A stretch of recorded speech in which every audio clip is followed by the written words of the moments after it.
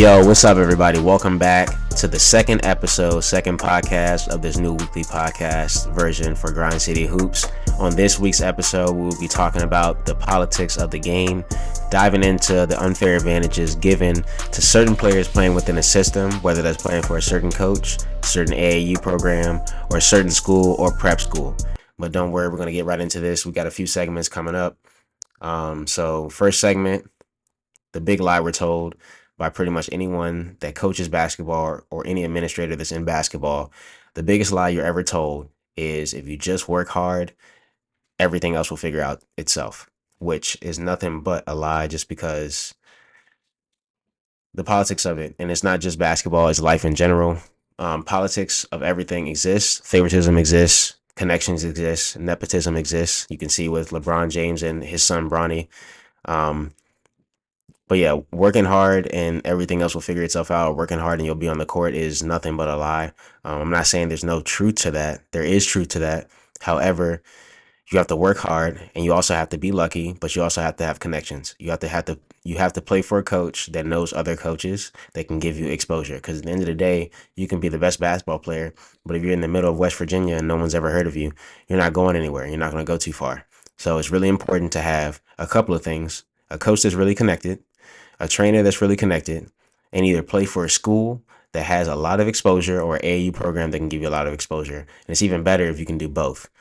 But that's what you run into nowadays, especially in basketball. It's all about what school you play for, what coach you play for, and things like that. I've seen average players, and I'm sure hoopers at home and anyone else in the basketball community have seen average players that are, they're decent players, and they get maximum exposure and they get a lot of opportunity. But you also know plenty of players as well that are super elite, got good grades in the classroom, but no one knows of them, or they get overlooked. A lot of times you have players, and I know it's hard to wrap your mind around it, but you have players that are super good, but because they don't play at certain schools, or they don't play for a certain coach, or they're not in a certain AAU program, coaches pass on them. Coaches recruit. They don't recruit the best players. They recruit from coaches that they know the most, the coaches they have rapport with, the coaches that they're connected with. At the end of the day, you can be the best player and you can be super phenomenal. If your coach is not connected to the coaches that you want to play for, or the coaches or the schools that you want to go to, it's going to be that much harder, especially for the average hooper. If you're a phenom, if you're, a Cooper Flag, a Zion Williamson, that stuff doesn't apply to you. But that's 1% of basketball players. 99% of basketball players, they get an opportunity to play college basketball, got that opportunity through their high school coach or through their AAU coach. Point blank, period. So if you're a hooper at home watching this and you're not a phenom, which is nothing wrong with that, that's, once in a generation, you need to have a coach that's connected either in your high school, AAU program, better even if it's both, that's in your corner vouching for you time and time again, because that's going to go the furthest. That will carry you further than your talent in today's game. Let's see. I'm just looking at my notes, guys. Yeah, so also too, the social media aspect. Social media aspect is super huge in today's game. If you don't have a social media presence, it can work against you. It works your credibility. I know it sounds crazy, but subconsciously we assume that the best players or the super elite players have a large platform on social media, whether that's Instagram, TikTok, or whatever, Facebook. I talk about this in my other clips on my social media platforms. If you're a hooper, you need to start building your brand because it works to your benefit in today's basketball, having a brand or just having an identity online that people can relate to and grab onto. You don't want to be somebody that a coach looks up and there's no information on you on the internet. You have to be visible across platforms, not just short clips on Instagram or TikTok. You have to be a known name in that network. A coach types in your name on Google, they have to be able to find things about you, where you go to school, AAU program, your coaches, where you played, your stats, etc. They have to be able to find clips, whether that's mixtapes, highlight reels, game tape. They need to be able to find this like that. If a coach has to do a lot of digging to find out who you are, a lot of times you're probably going to push your name to the side. So that's another big thing that you need to have is a social media presence is super, super critical. Two things to take away from this segment. You need to have connections with your high school coach, and your high school coach needs to have connections with coaches and as well as your AAU coach. Now, if you only have one of those two, that's fine as well, but you need to have at least one that's in your corner that's going to vouch for you for these coaches. The second thing is you need to have a social media presence on your own. You need to have an online footprint and an online presence that coaches can look your name up and find you very quickly. That's super important. Now, guys, let's move on to segment two. So, segment two, the unspoken factors of the game. And so it's a couple of things that we're going to touch on. So who the coach is cool with, who fixed the system, who's a senior, who has status, like I just spoke about in the last segment, with social media, and then obviously the off court relationships. So who the coach is cool with and the kind of the relationships off the court that kind of go together. You want to have a rapport with your coach. You want your coach to know you outside of basketball. He shouldn't look at you as a person that I only interact with this player during basketball season, because at the end of the day, you want to have a relationship with him that's on a human level, because whenever a coach comes to them and asks for a player or asks for a recommendation, you want to be that first player they think of and like, hey, I know a kid that plays for me. I got you. Versus you're the kid that's like, hey, I see you at practice, I see you at the games, and when the season's over, I don't see you. You always want to have a relationship with your coach because you never know who he's running into. You don't know who his friends are, and you don't know what their conversations are. And whenever the conversation comes up of, hey, we're looking for players, we're looking for a guard, we're looking for a forward, we're looking for a two-way player, we're looking for a 3-and-D guy. If you fit that description, your coach is going to automatically mention your name, and then boom, there's a connection. So always build a relationship with your coach outside of just being a player-coach dynamic. That's super important. Um, Now, who fits the system is important as well, and that's why I say it's important to play for a coach that believes in your skill set and that rides or dies next to you. And the reason I say that is because a coach can make or break you. He can make or break your career. You see it a lot of times in professional sports, when there's a coaching change, and even in college with the transfer portal, how crazy it is. Whenever a coach leaves or gets fired or decides to take a new job, most of the players leave as well because that's their coach. You're only as good as your coach. Your coach is only going to let you do what you do if he believes in you. And so sticking with the right coach is always the best move, because their system is going to fit you the best it can, and it's going to give you the best opportunity to showcase your skill set in front of an audience and put your best foot forward for coaches to be able to see, and evaluators and scouts, etc. So that's super, super important. Make sure you're always doing that. And off-court relationships, like I talked about at the beginning of the segment. You never know who your coach is running into. Not just your coach, your head coach. If you have assistant coaches, if you have trainers, always have a relationship with them outside of the primary relationship. If it's player coach, get to know him on a personal level, or her on a personal level. Same way with your trainer, same way with the assistant coaches. They should feel comfortable reaching out to you on a casual level. It shouldn't even be about basketball all the time. You should be more than comfortable talking to your coach about life or about, anything not to do with basketball. He should feel comfortable talking to you about things, because these go a long way. You never know the small conversation you have before practice or after practice, or if you're in between classes, if your coach works at your school and you talk to him for 5 minutes, you never know, man, that conversation could get you an opportunity at the next level or get you your next spot. So you never know. Small conversations go a long way. So the small details matter. Pay attention to them because they're super important and they can carry you a long way. Now, moving on, third segment. This is something in life that everybody has to control, and it's difficult sometimes, but control what you can control. We're in the age of social media where you see everybody's life publicly 24/7.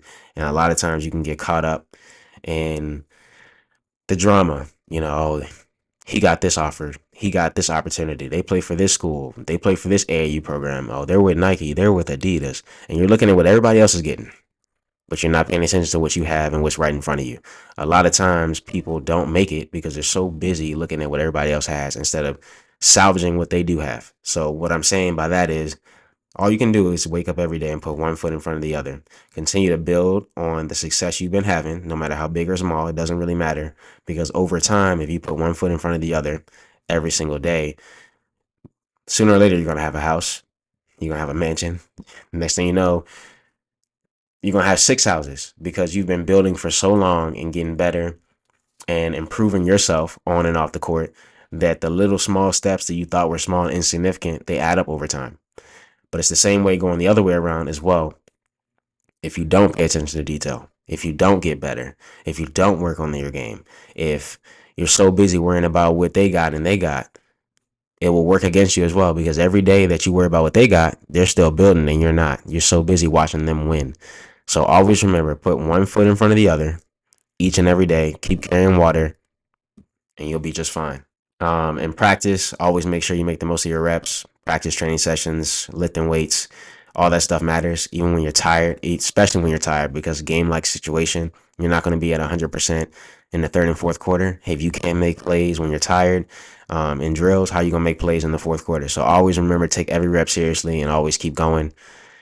Um, Small details, film study, study sessions, your energy, all that stuff. Energy plays a big role in your diet as well. So make sure you're watching what you eat. I know we're high school, college players. It's tough, but I try to watch what you eat as much as possible because this will severely impact how good you are on the court by how much energy you do have. But pay attention to small details. Get in the film room, study you, look at your mistakes and get better. Study your butt off in the classroom and work so hard they have to notice. Have the mama mentality and always just give it 110%, even though it's difficult every day and you're going to have bad days where you don't feel like doing anything. Always try to give it 100%. It's super, super, super, super, super important. All right. Now moving on into the last segment. Last segment is probably my favorite segment because it's true in life. And it's just two words, staying ready. Always stay ready.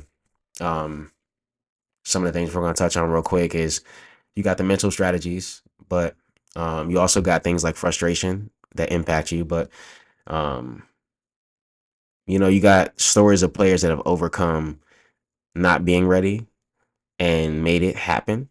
So let's just get into some of that real quick. You got, um, look, man, the mental strategies to staying locked in is real simple. Like I said before earlier in this podcast, if you put one foot in front of the other every day and you trust in your work, no matter when your number is called, you're going to be ready. It could be the first couple of minutes of the game. You could start. You might not play into the second half. You might not play into the last 2 minutes. But if you stay ready, you ain't got to get ready. When your moment comes, make the most of your moment. It doesn't matter if you have all the reps in practice or you only have 3 reps. If you only got 3 reps, make the most of those 3 reps and give it 100% each and every rep. Here's another thing that's a little bit controversial. You're going to have some frustration in basketball. You're going to have disappointment. You're going to be on teams with players that you feel like you're better than. You're going to feel like the coach is favoring players, which could be possible. You're going to feel like the odds are stacked against you. You're going to have players in your area that others regard as better than you or better players or better at your position. You're going to have coaches from the next level telling you that they have a guard or they have a forward, they have someone that plays your position that is better than you or they would rather have. Let this frustration fuel your work ethic. Let this frustration build up inside of you so you can go do something explosive, so you can be better, so you can be great, so you can give you that energy and that drive when you don't want to wake up in the morning and work out, or you don't want to go to practice, or you don't want to lift weights. You think about that stuff and let it fuel you in a good way. Don't let it frustrate you to the point where you don't want to play or it takes you out of your game or you shy away from things. Let it fuel you to be better and to grow as a player and a person and just keep evolving. That's super, super important. Last thing, look up stories of when basketball players had adversity. It can be NBA players, college players, every basketball player, no matter how good or great they were or legendary they were, have all had adversity in their careers. And it's super important that you listen to those stories because these are people that have made it big and something that you want to do. Go on YouTube, go on Instagram, go on any social media platform and look up players. For example, Kobe Bryant, Michael Jordan, LeBron James, even coaches. You can look at Phil Jackson, Pat Riley, coaches like that have hit adversity, hit walls, and they will talk to you on how they got past these walls. And it's super inspiring to listen to, and it can also help you get through your adversity and push through those walls and just keep getting better and growing. The last thing I'm gonna leave you guys with, it's always key takeaways. So the key takeaways, look, you're not crazy as a basketball player. Politics in the basketball world is a real thing. AAU, high school basketball, college basketball, even in the NBA. It's always going to be players that have a little slight edge because they know someone, they have connections. Their dad played or coached, or someone they know played or coached. It's always going to be that. So that's not something crazy to say. And it's just more so now in the social media era that's happening. But politics are super real. So you're not crazy for thinking that. That definitely is a part of the game, unfortunately.